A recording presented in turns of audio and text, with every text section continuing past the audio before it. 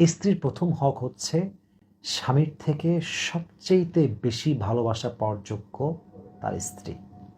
সন্তানের আগে, মায়ের আগে, বাবার আগে।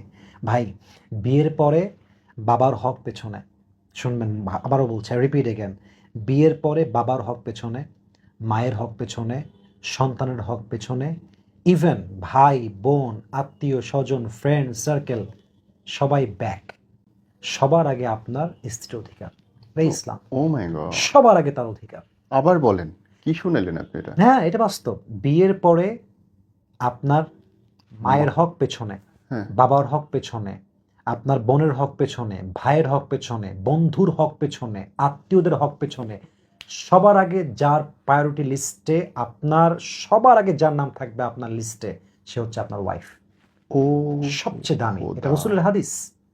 আপনার বউ সবচেয়ে বড় কিন্তু অধিকার একটা রাখে। লাইনেই জীবনের সব সমস্যার সমাধান, সমাধান অথচ এখানে সব ভেজাল। সব ভেজাল এখানে। কেউ মাকে দাম দিয়ে ফেলছে, কেউ স্ত্রীকে ডাউন করে ফেলছে, কেউ স্ত্রীকে আকাশ উড়াচ্ছে, মাকে ডাউন করে ফেলছে। আপনাকে ব্যালেন্স রাখতে হবে এবং মাথায় রাখতে হবে যে আমার বউটা আমার কাছে প্রথমে সবকিছু। ব্যাস, তারপরে অন্য সবাইকে দেখছি, তারপর আমি সবাইকে কারোর দেখছি, সঙ্গে আমি ইনজাস্টিস কাউকে করবো minus না, করতেছি না। কাউকে ইনজাস্টিস করবো না। I'm not making injustice. Right, I'm just trying to establish the justice.